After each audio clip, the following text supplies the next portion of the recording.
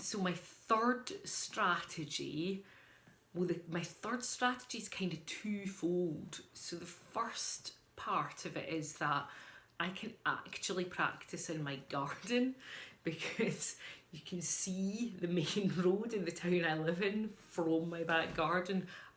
It's very visible now. The council cut down all the trees that provided us with any privacy at all. So it's now, the street is extremely visible from my back garden. So I've been able to do lots of standing on the back step and feeding Roxy while people go by, which is just another, it's just here's a new opportunity to practice feeding you, to practice pairing people going by at a distance with food for Roxy. So we've been doing that. And the other part of this feeding as we move away, or feeding as Roxy doesn't get to say hello, the other part is to remember that social interactions don't have to mean directly saying hello.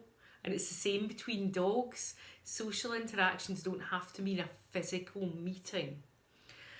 So while I have been walking away from people, or if I'm standing in my back garden and there's somebody close enough to speak to, I will try and engage the person in conversation.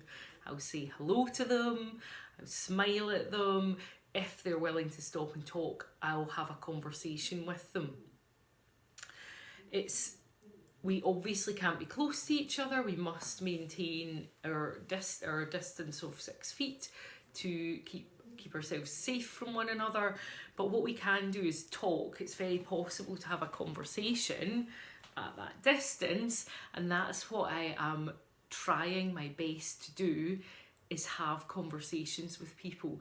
Now that's helpful for dogs like Roxy, who are very friendly and really, really want to be able to say hello. Because if you're stopped at a distance from each other and you're talking to one another, what often happens is the other person talks to the dog, and there is a bit of social interaction there. Roxy can put her ears back and wag her tail and do all her friendly gestures that she usually does to try and get people to come over to say hello to her. So she can still do all of those. The people obviously can't come over, but it gives her an opportunity to have that interaction with them where they look at her and they admire her, and she gets to do her thing that normally means they will come over. So that is a really important thing to do as well. And I'm not doing anything fancy. I don't talk to people about why I'm training my dog. I don't really ask anything of them at all. All I do is say to Roxy, come on now, we need to go away. I know you want to say hello, but you can't, as we move away. And often people will feel quite empathetic when they hear that, and they will then want to come over. They do want to come over because they often tell me that they want to come over. So they'll want to come over, but they can't. So then they'll have a conversation with me and they will empathise with Roxy about how awful it is that she can't say hello to anybody.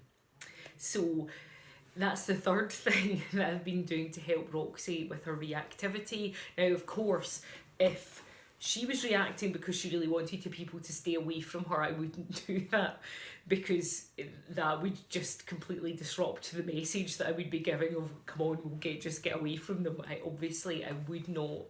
I would take a different tack if Roxy was fearful of people and was reacting to them to try and keep them away. She's not. For her, it is just frustration. So it's okay for me to stand at a distance and have a conversation with somebody, and it does seem to really be helping Roxy.